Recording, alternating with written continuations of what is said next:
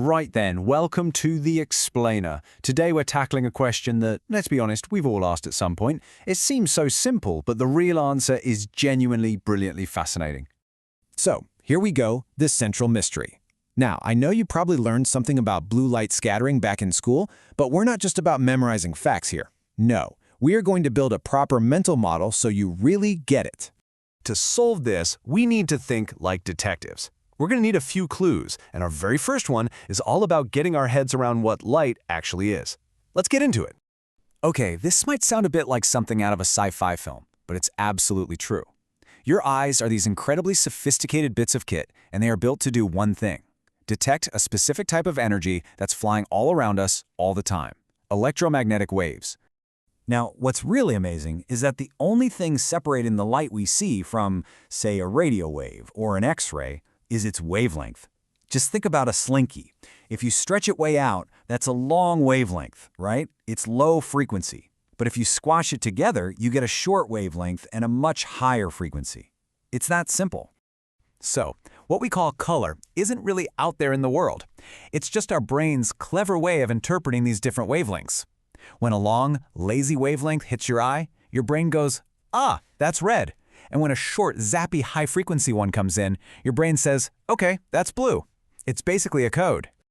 All right, on to clue number 2. This one's all about the source of all this light, our sun. And it turns out, it's been telling us a little white lie. You know how we always draw the sun as a yellow or orange circle in the corner of the page? Well, it's not. Not really. What the sun is actually doing is blasting out the entire rainbow of colors at us, all at once.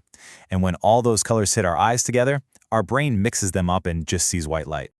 Now, here's the really crucial bit. When that white light from the sun hits an object, say a green plant, the color you see is the one color it doesn't want.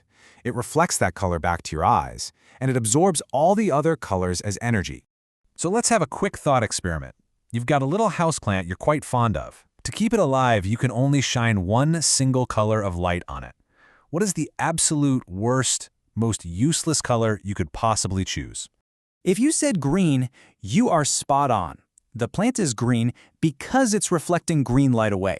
It's basically saying, nope, don't want this one. It's absorbing all the other colors for photosynthesis to make its food. So if you only give it green light, you're essentially starving it. Right. We've got the light, and we've got the source of the light. For our final clue, let's have a look at the stuff that light has to battle its way through to get down to us.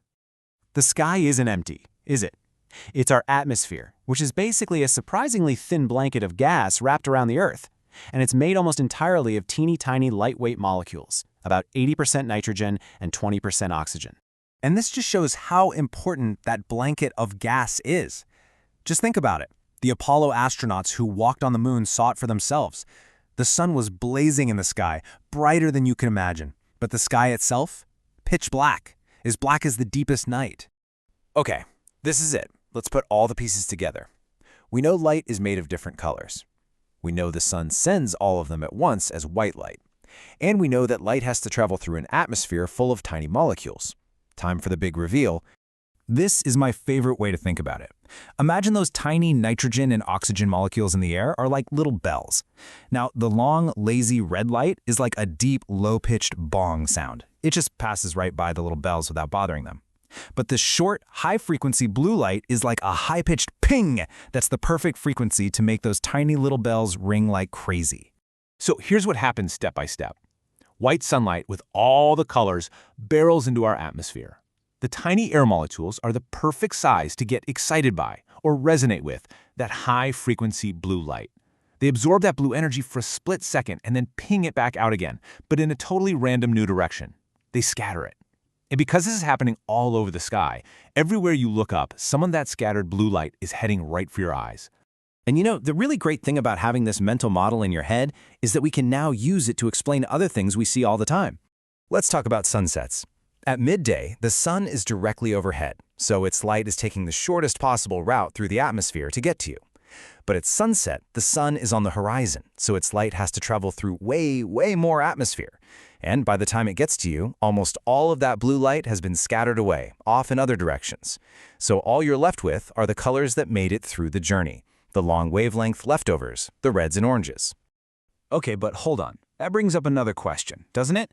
If the sky is blue because of this scattering business, then why aren't clouds blue too? Why are they white?